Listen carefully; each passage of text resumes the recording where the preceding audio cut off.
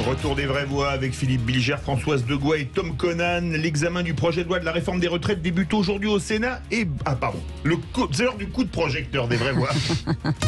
Les vraies voix Sud Radio, le coup de projecteur des vraies voix.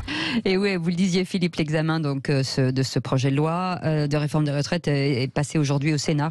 Et je le disais, Bruno Retailleau annonce voter le projet si des modifications ont lieu. Le chef des LR au Sénat souhaite accélérer sa suppression des régimes spéciaux pour atteindre le régime général dès 2025. Philippe. Oui, alors qu'à l'Assemblée, on n'a pas pu étudier les régimes spéciaux. Vous savez pour quelle raison? Alors pour vous, est-ce qu'il faut supprimer les régimes spéciaux à horizon 2025, c'est-à-dire demain, faire jouer la fameuse clause du grand-père, où on est rentré sous un régime et on peut continuer, voire carrément les maintenir?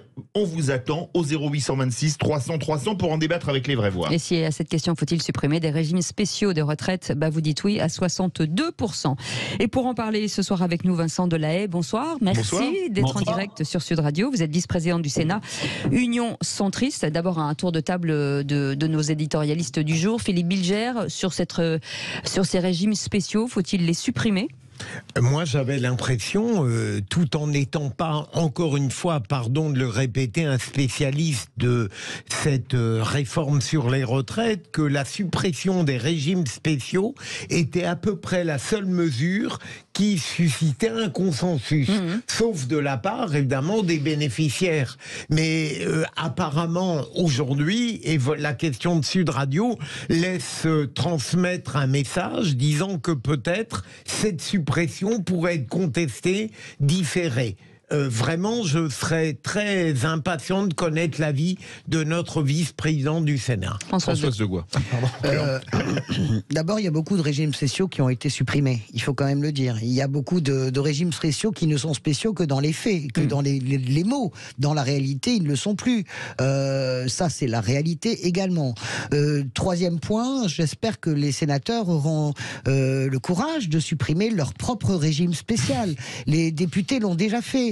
Vraiment, la retraite des députés a été véritablement modifiée, quasiment en tous les avantages. En gros, vous faisiez une année, 5 ans de mandat, vous aviez 5 ans en plus, vous aviez 10 ans. 1500 € de... Voilà. Donc, j'espère que les sénateurs feront de même. Ensuite, je sais simplement ce qui va se passer. Nous l'avons tous bien compris. Les Républicains vont vouloir s'emparer de cette loi et la faire à leurs mains. Ils vont évidemment la durcir parce qu'ils sont dans une course effrénée avec le Rassemblement national, notamment sur la question des femmes et de la fécondité.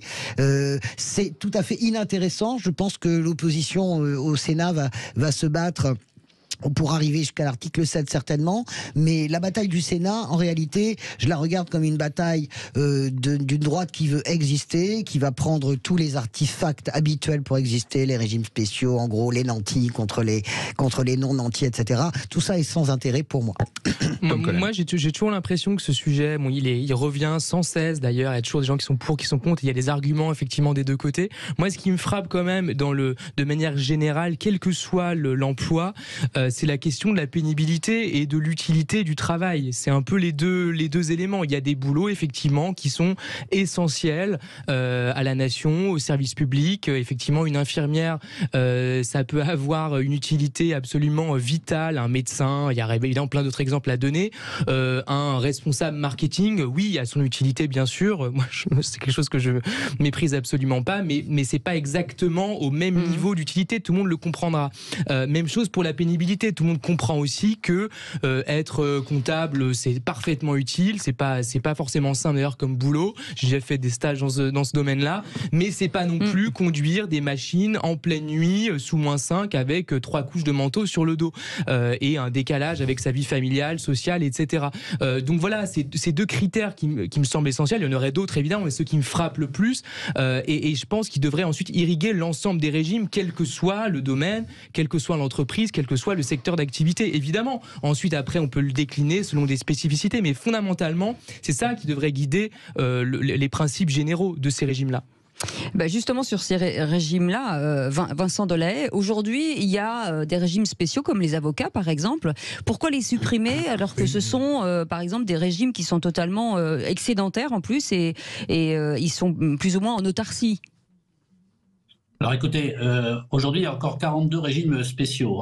Alors il y a spéciaux, il y a autonomes, ça dépend un petit peu de quoi on parle. Mais c'est vrai que dans l'absolu, quand on y réfléchit bien, on se dit ça serait bien que tout le monde soit sur un pied d'égalité, c'est exactement le même régime, même si en fait on a presque 40 millions de parcours différents, mais c'est ça qui rend le sujet assez complexe. Mais en réalité, c'est vrai que tout le monde se dit ça serait bien que tout le monde soit sur un pied d'égalité. Moi, je suis plutôt partant dans cette direction-là, à condition qu'effectivement on l'annonce dès le départ. Moi, je ne vois pas très bien comment le Sénat aujourd'hui pourrait, compte tenu de tout ce qui s'est passé, de toutes les manifestations et tout ce qui s'est exprimé dans la rue, pouvoir dire, écoutez, d'un seul coup, on va décider de supprimer les régimes spéciaux beaucoup plus vite que pouvait le faire le gouvernement. Moi, je trouve que ça serait rajouter de l'huile sur le feu, alors que c'est quelque chose qu'on aurait pu annoncer au départ. On aurait pu l'annoncer au départ, discuter des conditions de le faire, parce qu'il y a effectivement la clause du grand-père. La clause du grand-père, ça veut dire qu'en fait, c'est tous les nouveaux arrivants dans le régime qui ont un régime modifié. Parce que c'est vrai que quand vous avez pris un travail et que vous savez que vous pouvez bénéficier d'une certaine forme de retraite, c'est un peu compliqué de le changer en cours de route. Mais ça pourrait se faire aussi. Moi, j'avais imaginé qu'on puisse dire, vous avez passé 30 ans dans l'ancien régime, entre guillemets, vous avez 10 ans dans le nouveau régime, on fait un prorata entre les deux et on calcule votre retraite de cette façon-là. Il y a différentes façons de faire, mais c'est vrai qu'aujourd'hui, moi, j'aurais été plutôt favorable à supprimer les régimes spéciaux, mais en l'annonçant dès le départ. Mais je trouve que c'est un peu compliqué d'annoncer en cours de route, de dire finalement, tiens, on va changer ce dont on a discuté et on va en rajouter. En tout cas, pour ma part, moi, je n'y serais pas favorable. Je suis d'accord avec vous, d'autant qu'on voit très bien que la bataille menée par la droite est une bataille pour sa propre survie politique. On a bien compris que la droite veut amender ce texte, la droite veut être faiseur de roi. Enfin, dans ce rôle-là, je redis, est-ce que les sénateurs vont supprimer leurs régimes spéciaux ? Je suis fatigué de ce populisme-là sur les régimes spéciaux. Cécile a absolument raison de parler des avocats. Leur caisse est excédentaire. Ils embêtent personne. Ils étaient en furie avant le Covid et ils avaient bien raison de l'être. Ils faisaient des happenings tous les jours en disant mais arrêtez d'aller, en plus d'aller taper dans nos caisses à nous qui sont excédentaires pour combler vos trous à vous. Qu'est-ce que vous faites avec les danseurs de l'opéra ? Franchement, objectivement, vous pensez vraiment qu'un danseur de l'opéra après 45 ans il peut danser ? Qu'est-ce que vous faites alors avec les marins, pompiers ? Qu'est-ce que vous faites avec les militaires ? Parce que si on prend la liste des régimes spéciaux, parce que l'idée est de dire la RATP, la Poste, etc. Ok, prenons-la la liste des régimes spéciaux. Vous faites quoi avec les militaires ? Vous faites quoi avec les gendarmes ? Vous croyez que la gendarmerie, l'armée vont accepter qu'on leur sucre leurs régimes spéciaux ? Vous faites quoi ? Eh bien, c'est ça, c'est incohérent. Et tout ça, finalement, n'est encore une fois qu'une posture politicienne. Et là où je vous rejoins, monsieur le vice-président, c'est que ça ne peut qu'aggraver encore la situation de la rue, la situation de tension sociale extrême, parce que ne croyez pas, c'est les vacances, mais vous allez voir le 7 mars que vous allez voir. Appelez-nous justement 0826 300 300 si vous êtes pour ou contre la suppression des régimes spéciaux. Pardon, Philippe Bilger. Monsieur le vice-président, je ne crois pas que ce soit une posture de la part du Sénat. On a tout à fait le droit, évidemment, de faire des compromis, des négociations au Sénat. Ça n'est pas la droite qui est ridicule dans cette affaire. Au contraire. Et c'est sur la méthode elle-même que j'aimerais vous questionner. Est-ce que le souci du Sénat, de toute manière, toute tendance politique confondue, ça n'est pas précisément de donner un bon exemple démocratique par rapport à ce qui s'est passé à l'Assemblée nationale ?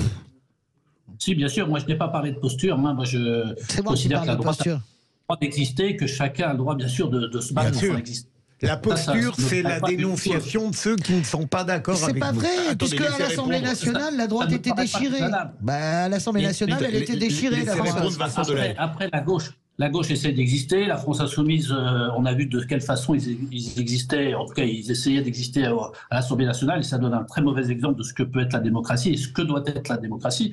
Donc, c'est sûr que le Sénat va marquer son empreinte sur ce texte. Et j'espère, je crois qu'il va donner une bien meilleure image de la démocratie que ne l'a pu faire l'Assemblée nationale. Et c'est vrai que notre souci, nous, c'est d'enrichir les textes. C'est d'essayer d'apporter à travers nos amendements d'apporter des choses qui corrigent un certain nombre d'anomalies ou font que les textes sont meilleurs quand ils sortent du Sénat que quand ils y rentrent. Donc c'est vrai que sur ce texte, il y a beaucoup de choses à dire, mais on aurait pu faire sans réforme des retraites. Il y a tellement de choses à voir sur ce sujet-là, c'est tellement complexe. Effectivement, il faut beaucoup de temps, il faut y passer beaucoup de temps pour bien comprendre. Donc c'est vrai que c'est un sujet qui mérite qu'on y passe du temps, qu'on en discute, et le Sénat va apporter sa marque, et je pense que le Sénat arrivera au bout du texte et parviendra à voter un texte qui ne sera pas le texte du gouvernement, mais qui sera un texte amendé, mais qui permettra quand même d'aller vers la réforme qui est nécessaire. Moi, je le redis, parce qu'on a tendance à dire il n'y a pas besoin de réforme, les comptes sont équilibrés. Ce n'est pas vrai du tout. Aujourd'hui, les retraites coûtent à l'État 60 milliards d'euros. On a 155 milliards de déficit, et sur ces 155 milliards, c'est 60 milliards pour les retraites. Allez, 0826 300 300, Olivier est avec nous. Olivier, bienvenue. Olivier. Alors, encore un sujet sensible. Oui, décidément. Moi, je trouve quand même que ceux qui nous demandent de nous serrer la ceinture, là, ça fait un moment qu'ils ont adopté les bretelles, hein, je vais le dire comme ça, mais on est encore pour moi, dans un débat qui est cynique et démagogique. Je trouve qu'on oppose les citoyens en les tirant vers le bas. Oui. Voilà. Moi, je suis désolé, mais un égoutier, c'est 17 ans de vie en moins, quoi. On peut pas décemment expliquer à ces gens-là que c'est des privilégiés. Alors, c'est vrai que pour un sénateur, là je suis dans la bretelle, manger à la cantine du Sénat, ça provoque pas la même pénibilité. C'est vrai, elle est très bonne d'ailleurs. Oui. Je suis un peu taquin, non mais ce que je veux dire c'est que franchement, les régimes spéciaux, on met tout dedans, on devrait pas mettre tout dedans comme ça. Et je suis pas pour non plus pointer du doigt les régimes privilégiés. Moi je pense qu'il faut tirer vers le haut, et je pense que il faudrait une retraite pour tout le monde autour de 50 ans et pas autour de 64. Je pense qu'on n'est pas né pour ça, comme disait, on vit pas pour travailler, on travaille pour vivre. Et là, on conditionne les gens à travailler, on les culpabilise à un moment donné de prétendre à la retraite, de prétendre à s'occuper de leurs petits-enfants. Moi, je suis scandalisé par cette philosophie, parce qu'en fait, c'est une forme d'esclavage moderne dans laquelle on veut faire rentrer les gens même dans un conditionnement psychologique. C'est-à-dire, admettez en fait que vous devez travailler. Ceux qui proposent de travailler plus longtemps, et c'est prouvé par les études, sont ceux qui sont heureux d'aller au travail, qui ont des bons salaires. Voilà. Mais les gens qui sont en difficulté et qui travaillent et qui ont le dos explosé, et qu'ils aspirent a priori à ne pas finir à l'hôpital ou à ne pas mourir au travail, moi je pense que c'est une question de décence dans le monde où on est. Et c'est scandaleux en fait. Ce débat de pousser les gens à 64 ans, il est scandaleux philosophiquement. Ouais, et d'ailleurs, ce qui est intéressant, c'est que... Je pense aussi c'est aussi, vous avez tout à fait raison, hein, mais je pense aussi c'est une question d'embauche, tout simplement. À un moment donné, il va y avoir un gros problème d'embauche si effectivement certains régimes spéciaux qui peuvent avoir une utilité très très très forte, très évidente, venaient être supprimés.